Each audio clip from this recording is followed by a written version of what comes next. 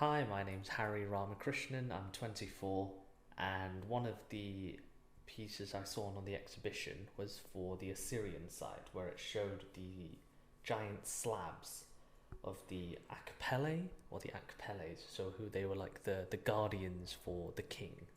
So I just wrote a short story based on the perspective of one of their sons. Not everyone at school could say their dad works for the almighty king. Even fewer could say they were allowed in his private circle, but I could. Dad never told me exactly what he did, but that it was very important and completely secret. He and the other guardians protected his mightiest at all times, but Dad was one of the two head Akapelle, which meant he carried the buckets of magical substance. No one knew what was inside, how they were made, or what the magic did, but we all knew not to get into a sticky situation where we'd find out. Our God King was weird. He made all the people sacrifice men. Men and boys gave food, women and girls gave flowers. He didn't have that much, but we were told to improve our chances by showing our unselfish gratitude. Dad would make us do this every few sunsets, and I'd say, "Why are we giving this nobody all this when we're still hungry?" But no one listened. The God King never even ate it. He just lived off the essence, while the priests and temple dwellers stuffed themselves in front of us. Being hungry does not make me feel lucky. Dad wanted to make sure we looked good for the nobles, but I'm telling you, I look a lot better when I've had a meal. His wholefulness had strange habits too. He made statues and paintings of everything. There's even one of my dad and his mate from work, the other head guardian.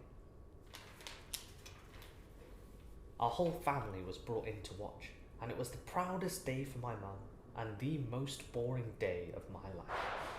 We had to stay quiet while the artist worked and made my dad face forward but turn his head completely to the side. Apparently that's artistic perspective, but I don't see it. Later, for the grand unveiling, the God King brought the city together and gave this speech awarding his two loyal head guardians new names, new lands and deeds. Dad was fighting as hard as he could to stay calm, but the closer it got to the unveiling, the more restless he grew, trying to remain professional. Then the big moment.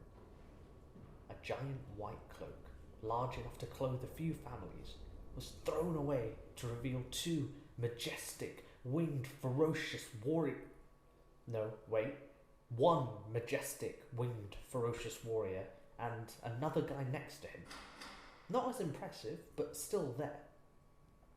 The artist had started with Dad's colleague first and drew in all these new features, but it took so much of the tablet that he had to settle for drawing Dad as, well, just my dad.